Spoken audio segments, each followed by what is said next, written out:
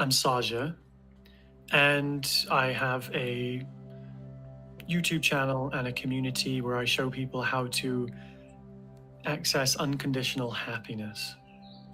And I pretty much revolve around the perennial philosophical traditions like Advaita Vedanta, Kashmir Shaivism, and I try to focus more so on our direct experience instead of using the traditions themselves in the traditional way. So yeah. That's interesting because there is now a move away from the traditional ways, almost in every form that we kind of see. Whether it's Mhm. traditional forms of spirituality or it's traditional forms of, what we think the government is and the purpose of that, Yeah. traditional forms of even looking at reality, this newer generation. I recently made a video and it kind of popped off where we were Yeah. talking about how this generation in particular, we're going to be sort of reformatting reality and having to look at things differently. So Yeah. you're doing that in the spiritual context. Yeah. I feel it's interesting that you say that, and even in the conversation we were having earlier, it's this. There seems to be whenever there's too much of something, it seems to then tilt in the other direction. And I think as long as it keeps the essence of what it is, whether that's, government, whether that's spirituality, whether that's, I don't know how to run a business, as long as it keeps the essence of the intention and what it's meant to do, I think it's necessary to make those tilts. Um, you know, I think they're almost necessary. So, from the spiritual perspective, what would you say we kind of tilted in the not so optimal direction, and where should we then be changing it to? We tilted away from being human, and we are, from what I am experiencing, bringing it back to what is actually important in life, which is being human and recognizing, the spiritual kind of teachers. They would stop at, what they call in the Indian traditions Brahman, and they would stop at this what you would call Nirvikalpa Samadhi, which is the, if you think of the point of attention absorbing into its source, which is pure consciousness. And a lot of what the Kashmir tradition, like I mentioned, talks about is integrating that into the human experience. And what isn't talked about usually is what happens on the human level, because we're not just infinite totality. We are infinite totality, but as an experience, we are a mixture of infinite totality with finite individuality. And what spirituality usually mixes up is this experience of individuality is associated with the ego, it's associated with illusion, it's associated with all this negative context, when actually the whole purpose is to be able to be infinitely one with everything and to still enjoy the pleasure of an individual experience. And I think that this is the tilt that we're experiencing right now, is enjoying the individual experience without the associations with suffering and the ego. Yeah, I see a lot of misinterpretation around ego all the time. Just someone was kind of in my comment section talking about the ego, and they were from a limiting paradigm where you can only attain this highest spiritual essence if you like don't eat meat, if you have perfected your life in some magical way, if you breathe correctly. There's all these sets of parameters and requirements in order to feel like you are this complete being. And Yes. I definitely resonate with that when I was going on my spiritual journey, especially when I was a beginner, because it felt like in order to maintain myself at the level that I thought was what I was supposed to be, there was all these things I had to do. And so I think in how you're attempting to dismantle some of the ideas of past religious structures and spirituality, you're going to be talking also about, well, what are the new requirements, and how are we actually having less and less of those over time the more you develop. That's what it seems like to me. I don't have any really requirements anymore. Even like clean food, it's like, I'll eat some non-GMO food sometimes, or I'll eat some GMO food. Sometimes the meats from the local butcher, which is probably has hormones. I just this is tap water. Like spirituality has turned into something like you have to do this, you have to do this, you have to do this. And Yeah. I just don't find you have to do much of any of it. Yeah. Yeah. I totally hear you on that. And you do, and a lot of it, again, it comes from the Indian traditions. They um, have a lot of the times made us believe that there are these requirements. And I think of it as almost like it's almost like a, it's almost like learning a fake discipline so that it's almost like, I can't explain it, but like rehabilitation or policing of some sort. It's like a temporary stage where you can't trust your desires, you can't trust the way you've been living.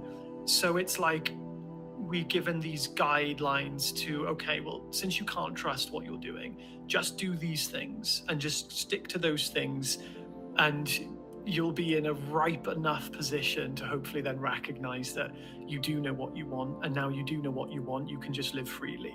It's kind of like the 10 commandments, where, like, it's as if we need to be told not to kill, not to steal, not to do these things, because God, because we'd end up doing them, right? Well, that's typically why the Bible would write them, right? So we're given these spiritual 10,000 commandments in order to, I suppose, keep us on track until we really tap into what you could say is the nature of desire, the nature of intention, the what they call in the Indian traditions Kriya.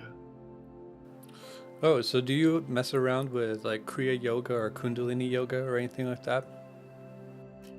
For me, no. Kriya Yoga, Kundalini Yoga, they are useful tools on the level that they're needed, and typically you find that they can go hand in hand with the approach that I share, the direct path, but they're not necessary.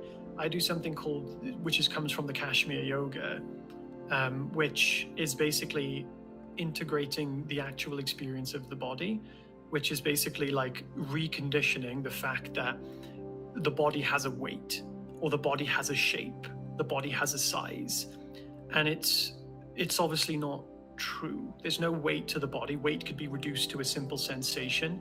A sensation could be reduced to weightlessness, and then you would just go into pure consciousness in the end. So you're establishing pure consciousness on these very gross levels of experience, and I just don't. So then, from my point of view, I don't see Kriya Yoga or Kundalini Yoga as important for what I know has worked for me, if that makes sense. Sure.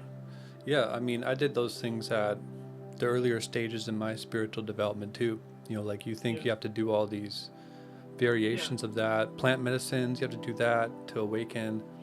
Yeah. It's kind of a continuous trip, really, when you slowly dissolve away all the parameters that you thought you had to do just to maintain your awareness. And then you're kind of left with, well, what should I do? And I think that's where personally I'm at. I don't really know what I need to do to maintain my awareness anymore, because I've been in so many rough and crazy situations that I've had to be aware, that I just picked up a lot of really meta skills that just helped me kind of stay locked in. And I think that's about, you just go through life sometimes. You learn how to live life, and you learn how your body feels in relation to certain events, and you learn how to kind of move forward in life with an understanding like that, and it just kind of happens naturally.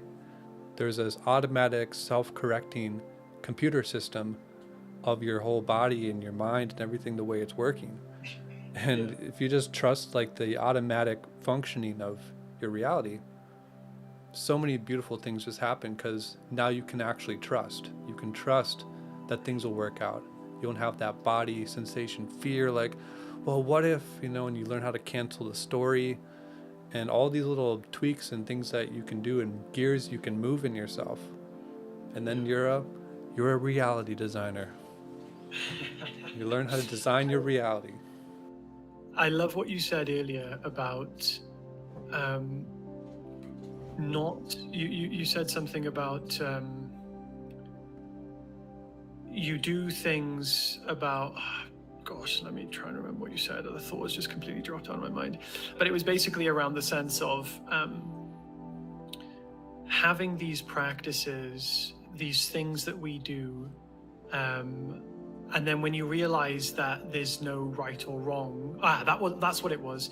You were talking about your younger days, and you said that you had these dreams that were based on an illusion of how you should be happy, and therefore you dreamt these dreams and you had these goals because they were originally where you thought happiness was found, and then you realized you didn't need them. In the same way, spiritual practices are on that level too. They're things that you think you need to do in order to find happiness that you later realize that you don't really need. And the intention goes from wanting to change our experience to make us happy to what we could say is converting to seeking the truth of our experience for the sake of the truth. And practices, if you want to still call them that, they're very different on that level. If you still practice at all, which you practice by definition, that wouldn't be a practice. It's not a practice looking at art, is it? You know what I mean? You don't practice looking at art, you observe art. Why? Who knows? You listen to music, you don't practice listening to music. Why do we listen to music? Who knows? It is magical. And that's the kind of way that I see, if there is any practice, like what I share in my meditation specifically, it is on that level. You know what I'm trying to say? Which is probably exactly what you're referring to. Yeah, ultimately, I think you get beyond needing a practice. And so when it comes to you actually redoing those events again, after you've evolved not needing it, you're not as mentally or spiritually attached to the future outcome that this will do for you. And so by definition, you're actually more present doing it because you're not trying to do it perfectly. You're not trying to do it the spiritual way, because you're just doing it because it's what you enjoy. And I think wherever we have some future attachment where if I do this thing, I'll get this outcome, and like in between that line, there's like a degree of how much you need that outcome, that sort of determines your level of growth that you still need to pursue in that area of detaching from that outcome. Yeah, and determines the level of suffering that will be entailed when it doesn't go in that direction. Yeah. A lot of times Absolutely. suffering is self-created, just like we were talking about with dreams and whatever. When I was a young kid, I was an extremely psychically aware kid. I could see shit and feel shit and open portals and whatever. And so I had this rich sense to me, like whatever I see and feel is what I'm supposed to be. But I also had issues around, well, there were obvious gaps and flaws in my awareness and things that I just didn't process yet. Because you're young, you're dumb, you don't know everything. And so you can kind of feel like, well, whatever I feel or think I should be, I'm not that now, so I have to go be that. And then you develop the practice, you start to go down that life career or that path, and you think that's going to solve something for you, and it never does. It's just like another movie in your mind that's sort of being put there, but you're not even aware that you're the one putting it there, so you're kind of making your own carrot to kind of, chase and grab after, but it's all completely unconscious. Yeah. No, I totally agree. It's almost I think it's beautiful in the sense that it's necessary to. It's like Ramana Maharshi said. He said, if you have any, I'm paraphrasing here, if you have any desire left in the world, go and take that desire. And he said that in obviously a very specific context. It was the context of, if you have any belief that happiness exists in the world, go and experience it to prove to yourself that it doesn't exist there. it's like the prodigal son. You know, he heads out, he leaves home, he tries to find happiness, he ends up in the pig's mud, and he's still there, and he ends up coming back home to his father and realizing he didn't have to do any of that to begin with. And it's kind of like that. We all have that version in our lives of that prodigal son narrative, where we take that path to realize that the path was necessary. And then a lot of people too might want to devalue that period of time where you do spend time just kind of going out your own way as well. I mean, sometimes, maybe it's not the most optimal spiritual thing to do, to go out into the world and try to find yourself, and I got to do this stuff. And maybe on a spiritual level, it doesn't help you in the moment, but it does offer you still great memories to look back and be like, well, I did do that. And so Yeah. that's where I think the confluence of what is actually spiritual growth and what is not, because it all kind of composes into the whole of what you are. Like, I certainly wouldn't be me if I didn't, decide to be homeless when I was 18, 19, 20 and start a business, and then be homeless again and go down to Arizona and Sedona and be a hippie. I never would have cultivated so many different levels of experience, but then I did. And now I'm back in my old hometown here because, obviously added a new family member to my family now. And so now that I'm home again, where I used to grow up, I see a lot of people around here who never took that chance. They just worked a job when they're 18, they're still at the same job, and they didn't grow. And so in many ways, you do have to kind of push yourself out on the edge and figure your life out and have experiences, fuck up, fail. Yeah. And I think the biggest thing that helped me the most was actually to not make my life an ongoing spiritual experience, but to just keep on living life, and then those spiritual experiences happen automatically. Yeah. I mean, I couldn't agree more. Back to the quote from Ramana Maharshi, I think that's exactly what he's saying, is it's necessary to realize it's unnecessary and do whatever it takes to realize it's unnecessary, because it is a beautiful journey, right? It took me across the planet. It took me hitchhiking through Japan. It was an incredible journey. And I do believe, though, that there is a level of, like, there might be some people who absolutely has the worst idea of life ever. They would never want to do that. They'd never want to be homeless. You know what I mean? Like, that to them, it's like they would never want to go and enter even just go to India. It's a scary place for some people. So it's almost like there is a necessity for us to live our story out, so that other people don't have to go through that as well. And I've noticed that quality of, like, it's ideally we go through things to both experience it for our enjoyment, but there's a quality of storytelling that exists throughout all human experience, and it is pretty much every story is a lesson, and hopefully it's a lesson that somebody else either can be inspired by, or that they can learn from, so that they do not have to be inspired to go and do that thing, because it might be something they really don't want to do. Do you see what I mean? So it's almost like we get to teach people through our experience, and people get to teach us through their experience, without us having to go and do that thing, because there's not enough time on earth to go and do all those things. You see what I mean? Oh yeah, I mean, that's the whole purpose of podcasts, essentially. When podcasts kind of first became a thing, like in 2013, I remember going on the App Store and going to podcasts and listening to like Tim Ferriss, Dave Asprey, Ben Greenfield, all these different people who were living the life, doing their stuff, health, biohacking, spirituality. And I think that it was because I digested years and years of compounded experience from those people and could just press play and boom, I got it, that it made going through those tough times very easy, because I got to recognize that their stories also kind of had an element of, like, well, I was crazy too, and then I figured it out. And maybe they're not directly telling you that, but you're seeing that another person made it to the other side, that you're listening to, that you're aspiring to be.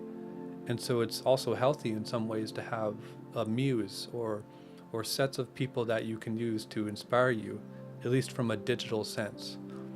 So that's like the really cool thing about the internet is like you can just tap on and type in anyone's name and listen to them, and pretty soon AI will just be like, hey, write me a story, or hey, I just want Terrence McKenna to teach me math. And you know, it's just like it's gonna get crazier and crazier, and I think that a lot of people are scared of this future, but to Yeah. me I think it's gonna be really wonderful.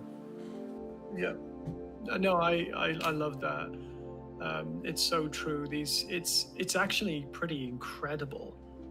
Yeah, I don't think people realize we've only had the internet for about 10 years, 20 years maybe.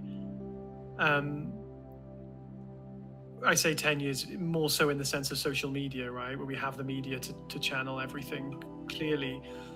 And it's like we've never had so much access to essentially knowledge. We've never had so much access to stories and knowledge. And you can gain so much more in a podcast or a YouTube video than you can in a book. And I say that provisionally. You can obviously experience a lot more in a book than a YouTube video. But in the sense of how easily you absorb the information, right? You're probably going to absorb more from a YouTube video with someone with their own character sharing it in their voice and their expression and giving you these codes of memory which are linked to visualization. That's going to be more digesting for in most cases than just reading a book. And not only that, but a book is going to take you a while to read. So you might not even finish the book. You might not ever get to the point where the point was made. So we've got so much access to information. We now we need a way to distill it. Now that we're moving into a stage where we need to really essentially synthesize. We need to synthesize and distill this oversaturated world of information. Yeah, that's exactly right, because there's no shortage of actual information or even a shortage of quality information.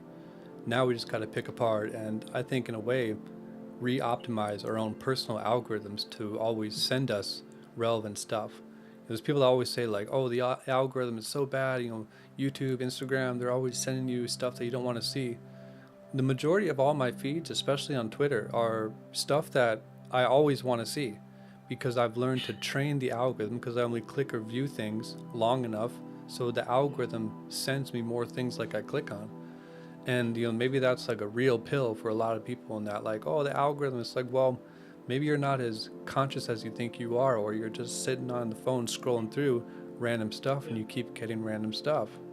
So in this time of the algorithms and the AIs and everything, I think we have to continue to learn how to personalize it around us, and in that way decide to actually like, what do we want to include into our life. It's like you talk about like understanding or knowing the body, what experience comes first. We have to know like where our baseline desires come from, what things that we want to create from, and once that holistic center is built, then the external has a way to kind of cave in and fill all those holes the right way. But not if your internal experience is not, at a certain standard where you have that in order. That's a really interesting point. When you think about the algorithms of our social media, because they are in some form a reflection of our internal state. They're a reflection of our desires, like you're saying. And in an interesting way, and I can't remember who it was that was sharing it was some type of live talking event.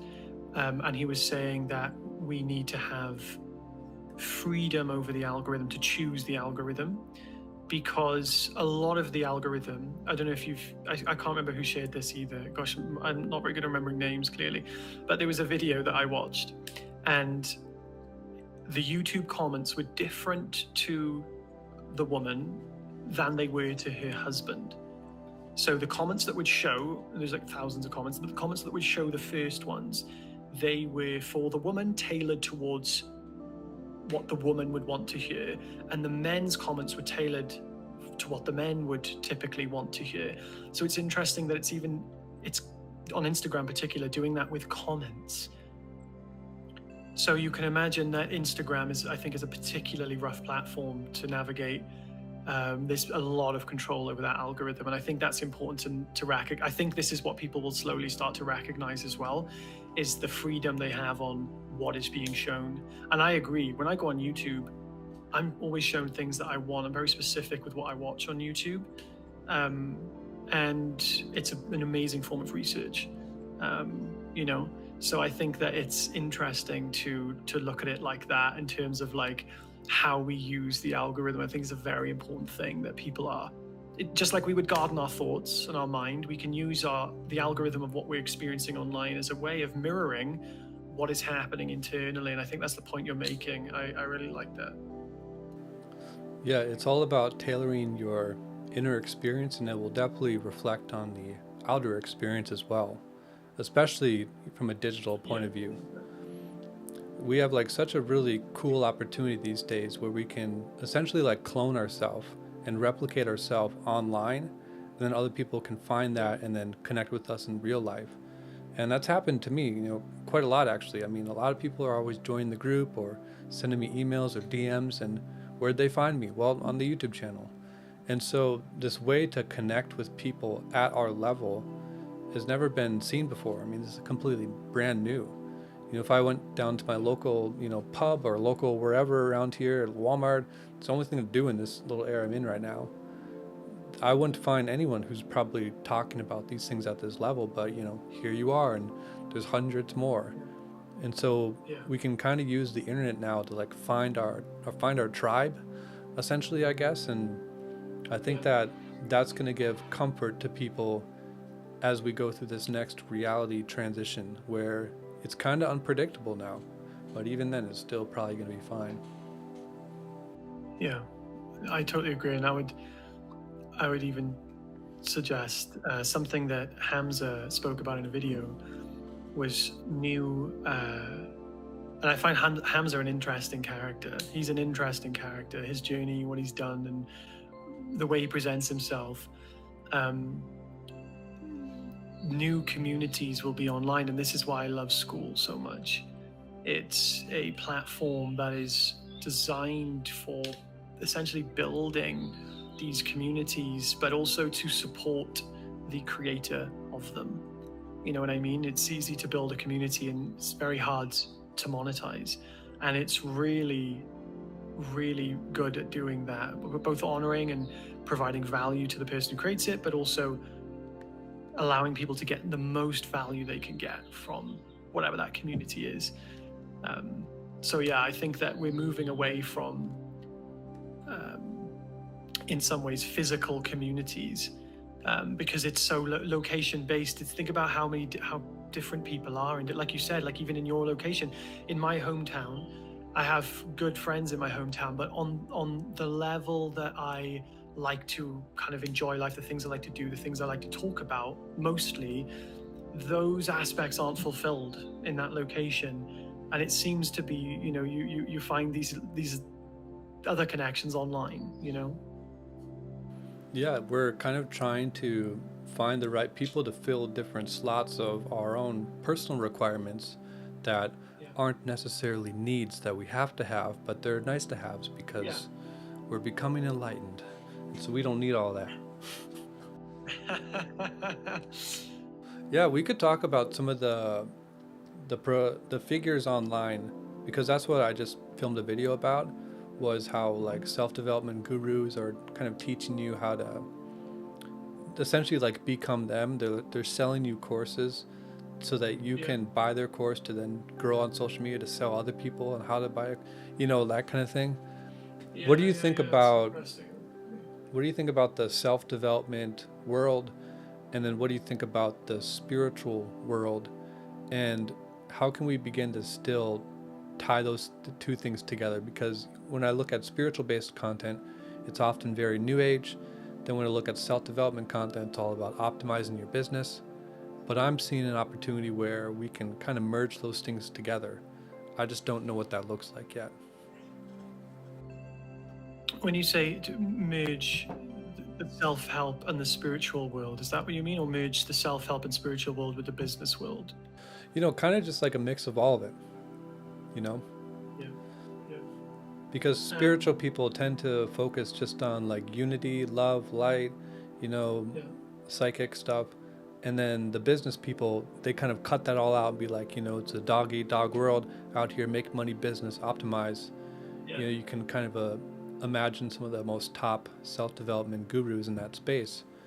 Uh, I'm trying to figure out, is there a way we can go the path of the authenticity and really deep, high spiritual knowledge, and also Yeah. go the angle of incorporating that into a simple self-development approach? I see what you mean.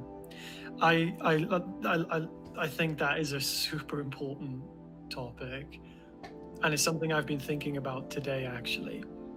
Um, the What I've noticed is that there is, if you take Sam Ovens, for example, Sam Ovens, the creator of School, for anyone watching who doesn't know, Sam Ovens is like the godfather of consulting. He created consulting.com. He's like the top entrepreneurs in the world in their consulting agencies, and he was focused on discipline, raw discipline. Get up, do the work, eat the frog, get in there, like make it happen.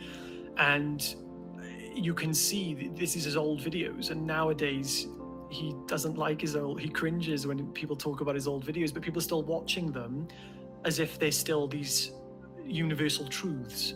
And they go to his old channel, they listen to them. And I was watching an interview with other popular YouTuber interviewing Sam, and he was saying, but your views are so different now. You talked about discipline and everyone's following that, and he's like discipline's only there if you don't enjoy what you're doing. And it's something I've realized, is that he's got his Kiwi accent. I love his accent. And he's basically saying that you need discipline, and if you don't love what you're doing, and passion is the key. So what I believe is going to happen is, and what is happening, is that people who have ran into business not enjoying it, but purely on the belief that they'll make a lot of money and be happy as a result, they are slowly realizing that they've become successful at the wrong thing. And I quote that from Sam as well. And you see it in even his business partner, which everyone probably knows about, Alex Hormozi, where he's saying I seen him in a live talk, and he kind of goes off cuff and he's talking about the exact same thing, that he hasn't found purpose, and he's trying to find purpose. And obviously his business is primarily around trying to find purpose, but he still doesn't feel happy because it was still built on the assumption that he will find happiness through it.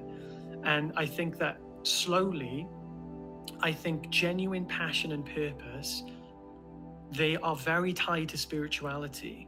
It's like this area between business, spirituality, and purpose and passion seem to collide with it.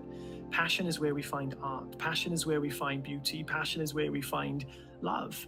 And passion is also where we find purpose. Purpose is also where we find passion. So there's this bridge. There seems to be this bridge between hardcore business, spirituality, and purpose and passion. And I think that when you take that prodigal son approach, you get to the point where you realize you become successful at the wrong thing.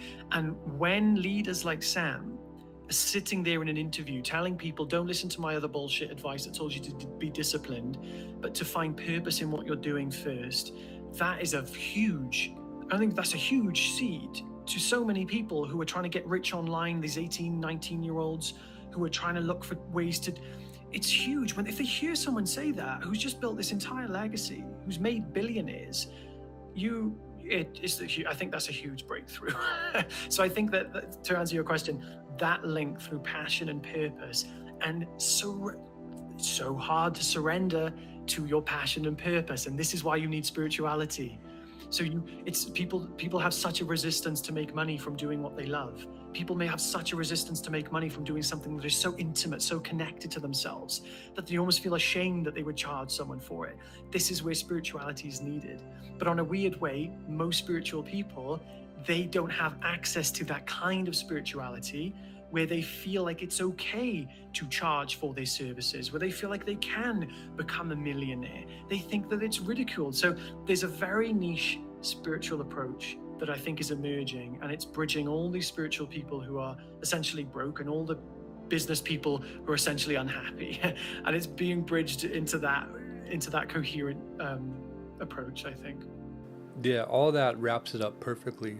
my thoughts on where I think this is all going to go. It's all about kind of tying those two worlds together and knowing that if you're just super duper spiritual, but you don't have any money, you go out, go to the store, go to Whole Foods, whatever you want to buy that nice drink or buy whatever it is that you need for your health supplement or whatever, and you can't afford it, well, that's definitely going to put a damper on your ability to manifest or be abundant because you actually just aren't. And so then if you're, I mean, you're talking about abundance or manifestation, and then you can't even buy something worth like $30 or something, you know what I mean? And so, and then there's the spiritual component that is often lacking in the business world, where it's just about hardcore, evidence-based, money, optimized metrics. And I think that needs more softness embedded into it as well. And so in the future, I think we're going to be learning how to create like a new type of human that's optimized for the experience of both of those things. And you're right, you have to learn how to make your purpose and passion be some type of a monetizable business for you. Selling yourself in some way, selling your services, because that's, I think, the way that you'll actually find true freedom. It's not obviously a 9 to 5 or working some job. You have to learn how to make yourself be worthy of selling yourself for whatever amount per hour or per project. And I think that's the hardest part, where like spiritual people have the biggest problem, is they don't feel like they're actually at the root level worth anything. And so that's why they can't charge, because Indian spirituality, whatever type of spirituality, will tell you you're nothing, you're worth nothing, everything's fine, let go of the world. But then when it comes for you actually grabbing your goals or your dreams or any still lingering earthly desires, I can't, because I have to let go of everything. So everything's free, and I'm worth nothing. I am nothing. Everything is everything. And it's a big problem. So maybe we could touch a little bit more on that, on how to build your sense of spirituality and your self-esteem, and kind of make it a healthy thing and not something that is kind of detrimental to you. Just based on what you said, I think that is essential in our modern world, is to do that. And I would say it's equally essential to build a business or become an entrepreneur as it is to grow in a romantic relationship. We wouldn't think twice about not having a romantic partner, right? So in the same way, why would we think twice about creating what we love, doing what we love, right?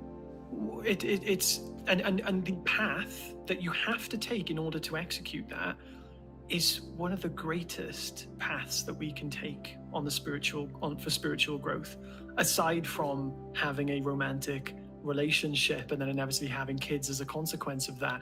That is a huge, beautiful human experience. Not everyone needs to have that, right? It's not important for everyone on earth, but for the majority, we could call it the householders, Indian traditions, the very traditions that nowadays condemn material life, they were born from material men. They were men that they considered householders who just lived like normal human beings, who made money, had businesses, had sex, had wives, had kids. And it was only when, the tradition was almost bastardized by pretty much the British, that they took it to the mountains and become monks and turned it into this kind of spiritual rehab in order to store that knowledge. And to be fair, that was necessary, because otherwise we wouldn't have these beautiful traditions today. But what I think is happening is really that process of coming back to, like you said, the tides, they keep turning, and we're coming back to that place of I believe fully business is a vehicle for spiritual growth, and it's a vehicle for a beautiful human life, if that is your desire. And I think that it's important to distinguish. I remember you said just then about these worldly desires. There's such a stigma around worldly desires that make us believe that these worldly desires are wrong, because this is what you hear from the Indian traditions. These worldly desires, they're condemned. It's as if these worldly desires are wrong and they don't come from love and intelligence, and you should be in the cave or in the ashram. It's only worldly desires in the attempt to find happiness that they are referring to. Worldly desires that come from fulfillment are the very thing that is needed on earth. They're the very thing that is needed. These fulfilled desires, this passion that says, I do not need you in order to fulfill myself. So I can fulfill your needs with absolute fulfillment. That's what we're saying when we come from fulfillment. If we look for purpose in order to find happiness, this is the problem. If we look for purpose in order to find happiness, we depend on the needs and lack and suffering of others in order to fulfill ourselves. And this is why it can be important, and why I'd always suggest is super important, to recognize the nature of your being, recognize where happiness comes from, so that you know that your passion is coming from fulfillment. So it's not coming from where you identified in the past, Raymond, which was to these passions and desires that we're trying to find happiness, because obviously you found different passions and desires later in life that are completely different to what you had back then, and you know that they're true because now you know there's no happiness to be gained from them. They're going to make us happy, they're going to make us joy, but it's not going to be the source of our joy, which is the important thing to distinguish. Yeah, I mean, that's exactly right, man. You're on fire with it all. You got to learn how to still do the things that you love, but you don't have to have the attachment to how it has to then return back to you something that you're missing. Like for me, I'm obviously a coder, I'm a programmer, I do design, websites, anything on the computer, really, I do it all. And it was only when I started to really sink into that and learn it for the sake of learning it, become curious, and later fall in love with it, and now I do it 10 hours a day. I'm now exceptionally happy doing it, and if I didn't do it, I'd probably be unhappy, but you have to also find what you want to actually do for the rest of your life, I think. And to me, that's actually everything I'm doing right now. And so I think that it's all about kind of rediscovering what are your actual true desires and what are maybe like the false or the fake ones. And when you kind of remove all the false or the fake ones and just do the actual ones that are real, I think that's when you really start that real progress forward. I had a lot of fake desires, but then when life kind of hit me in the face and I had problems and just had to go through different stuff, I had to learn how to cultivate my own awareness, like in a more real sense, not like in a fairy tale sense when you're just a young kid. And then I had to go through the path of learning what I actually like and what works for me. And so now that I'm extremely happy doing what I'm doing. And you're right, I don't have to have discipline. Every day I wake up and I just do what I need to do. And I love every moment. And so what more would I need? I have the happiness because I do the thing, but it's just the relationship between it is just different than if it was anything else. Yeah, I totally agree. And I think that a lot of people do get caught up as well in one specific purpose. It's almost like I see purpose as the purpose of purpose is to remove itself. The purpose of a screwdriver is to not need the screwdriver, right? If that's the purpose is for it to be fulfilled, the purpose is for it to be complete. And any given moment, our purpose is complete. We go to sleep at night, we've completed our purpose for the day. Now our purpose is to fall asleep.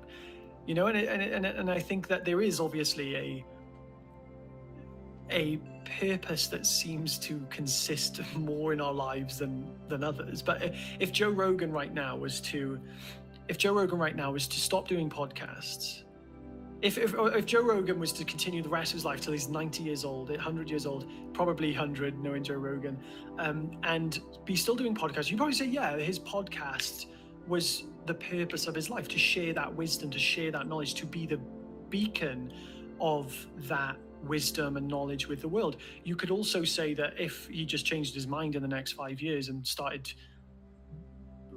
becoming a hunter, and because he does love to hunt and lives off in the wild and you never see him again, you could say the purpose of his life was for that freedom, for that cause, for that, you know what I mean? So it's like purpose is it's not this static thing, it's this very organic live thing that as long as it's like you're in your purpose if you are fulfilling your it's like if you're fulfilling the need of the time, then you are fulfilling your purpose.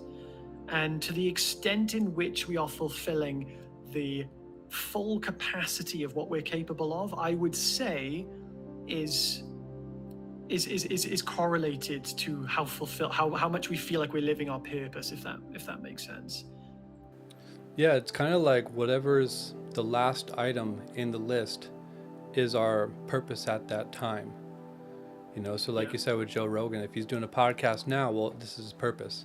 But if he starts doing hunting 5 years from now and just does that for the next 15 years, you could say Yeah. everything that he did had to lead him up to the point to let go of the podcast, to then be the hunter, and that was Yeah. his purpose. So whichever is Yeah. like appended to the last item, we think is Yeah. what our purpose is. But there's always like another purpose after that. Like I said, for Yeah. me, it's programming, coding, 3D stuff. And 4 years ago, it was like a lot of skateboarding. And then before that, it was, making skateboards and actually designing stuff and a Yeah. Yeah. business. And, 4 years after now, it'll probably be pursuing this media company and maybe doing a whole lot less of what I'm doing. So purpose is a dynamic thing. You're right. It's not static. It's something that is always going on. And I think that you have to allow that change to continually like happen for you. Like things will slide in, out, and as long as you're not resistant to any of it, just keep on learning, keep on growing, keep on getting better at whatever you need to do. That's kind of my Yeah. overarching message a lot of the times, is saying like just get whatever's in front of you, just try to get really good at it and make that be the thing that's driving you. I fully agree, and I'd say that I think on an ultimate level, happiness is really the purpose, and the way that we can allow happiness to be the purpose without saying that, oh, but you could argue, well, no, because if happiness comes from within, then you shouldn't have to do anything at all to be happy. But actually, I'll give you an example. When I was working in a watch shop, I wanted to leave and I wanted to pursue hosting meditations, and I just want to pursue a different path. It wasn't what I wanted to do, and it would only be in resistance to happiness to stay in that job. And then I would not be living my purpose, because my purpose was moving. So if I was to resist that, then I'm avoiding happiness. I'm actually taking a direction away from happiness. I'm not leaving the job to be happy. I would have left the job because that was the real direction. And actually, it was to try and find happiness that I would stay in the same job, because, well, I'm comfortable here, and it's better than being in the scary old unknown. You see what I mean? So I think that there's also a direction that we can follow on a practical level to be like, is my desire coming from happiness, or is it going towards happiness? And I think that every desire that we take that is coming from happiness is living our purpose. I think that is how we can make it tangible. Yeah, with all this talk of purpose, there's so much recursion and objects that look like they're the same, and it's very confusing maybe if someone was just beginning out on this, like what direction do I actually go? Because I feel you're right, I don't like my 9 to 5, and so I want to go live in a van and go somewhere, and like your parents might tell you, well, that's irresponsible because you got to make money. And so there's this sense, I think, that people feel they have to split away or fractionate their identities and kind of have to live within an alternate identity to fill their purpose, because they feel they really should be doing the other thing that maybe another person has an expectation of. And so there's all these, I kind of visualize them as like lines and like little blocks that are having these like relational connectors to it. And so the biggest thing I think is you just have to learn how to compress all of that and just make your experience that you're experiencing now this whole one thing, and then move yourself wherever and not have any lingering projections. Do you have any ideas on how a person would begin that? Um, I think that it's interesting. I'll use my experience as an example. I think that we can have the intuition for something that we really want to do. And I think that when we have the intuition for the thing that we really want to do, we tend to have expectations about how we should go there. We tend to have ideas about what is necessary, and we mistake that the path to get there is to follow whatever desire is currently being experienced, so long as that desire is pure in its intention. A pure desire is simply a desire that is not coming in order to find happiness. So I think the start of that, if I'm answering your question correctly, Raymond, um, I would say it's to ultimately recognize that the purpose of anything is happiness. Therefore, if the purpose of anything is happiness and we don't know where happiness is, it would make sense that the first desire we have is to find happiness. And then I would think that then our purpose would take us on a journey that will bring us the most effective path to get there. But we have to keep making sure that our desire is in the direction of truth. We want to find the truth of our passion, our purpose. We want to know where happiness is for the sake of the truth itself. And I think that, in hindsight, is probably the direct path to both live the worldly experience of enjoying the thing you love to do, but also to be unlimitedly happy in that process, to be fulfilled by it. I took an approach that was directly happiness. No other thing in between, no learning of what business is, no learning how to live in the world, no learning how to make money. It was just straight up happiness. I don't believe you need to have such a direct happiness in that, with avoiding everything else in life is the only thing. It was like that for me, and that was my purpose at the time. So I think the direct approach to live our purpose is to recognize where happiness exists, recognize the essence of purpose is happiness, and then take whatever, and actually know that, and then take whatever path is derived from you, and to not avoid doing things for the sake of feeling like you're wrong to do it. Feeling like it's almost like we have to, like you said, your parents might say, oh, don't do this because of that. And my dad wanted me to become like a tradesman, like a plumber or electrician, and that was safe for him. That was a safe option for me.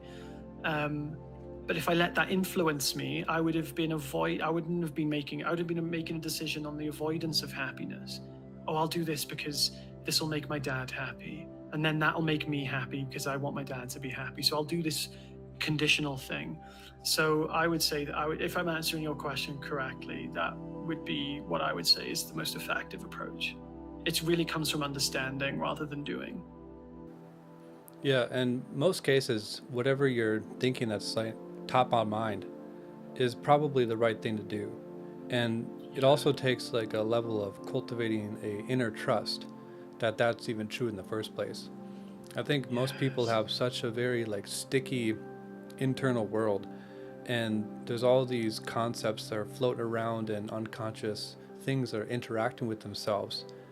And it's like, well, I can't really trust myself fully because the world was never embraced me that way, or I wasn't raised that way. There's still so much to learn. I have more years to go till I can actually be a valid person and actually be heard. That's very much, I think, when I did my video that kind of popped off. It was talking about how younger people feel like they're undervalued and they're not listened to because, you haven't been in the trenches like me, and I've been working as long as you've been alive. And so, you and your weird ideas as a dumb young kid, you don't know anything. And I think that collectively, the younger generation, they feel like there's this greater path. I need to follow my purpose. It's right there. I can touch it, feel it. But then their actual real experience that they experience at home or in life or just out and about is very much pressuring them to like live the normal path. And we're kind of gaslit into thinking that it's still normal when it's almost like not even a thing that's even real anymore. It could just dismantle like in 2 days, the real normal life that we're doing. And so Yeah. I think now more than ever, we need to value more and more of that subjective, internal experience, how you feel, how you're looking at your life, how you're developing as a person, much more than perhaps even accumulating all this material and kind of flexing on the gram and all this kind of stuff. That's what that Yeah. culture is we're talking about. How the old internet used to be very authentic, then it exploded, became this superficial bubble, and now it's collapsing back to promoting realness and authenticity. Yeah. Yeah. I fully agree with you on that. That's pretty crazy, man. I mean, I'm happy that we're at the epicenter of the conversation and we're steering Yeah. people in the right direction. If I would have had my current version of myself or now as a mentor when I was 15, I think it would have changed my life, man. But that's what I that's what I hope that we can do for other people, is at least give them some of the life path that we went down so that they know, all Yeah. right, maybe I should do something different. Exactly, man. Exactly. I couldn't agree more. And I think that I do believe that there is an important aspect of what we're doing. It really is I think the underlying fabric of the conversation, and I think in both of our mindsets, is that combination of being unconditionally happy and letting that unconditional happiness then dictate the quality of our lives and the quality of what we do, and give us the courage to create the life that we really unapologetically want to have. Yeah, I mean, that's really it. We're now learning to value completely different ecosystems of reality, and not just a couple different things like money or status, but we're starting to learn what is truly within the human being and trying to bring it all out. And then obviously with that we'll share, and if we can, monetize that and kind of make ourselves our business. So cool talk, man. Yeah. You want to Yeah. give any It's been last a words beautiful. for people, like where they can find you? We'll link all the stuff in the description below. Any last words? Promote your school, group, whatever. Oh yeah, well, there's the community that I have on school, which is completely free. I host 4 meditations every week where I help you recognize that unconditional place of happiness, which consequently, as we spoke about in the call, will lead you to the life that you ultimately want to experience, and without hesitation, without guilt, without shame. So yeah, it's completely free. You can click the link if we include it somewhere, and you're more than welcome to join.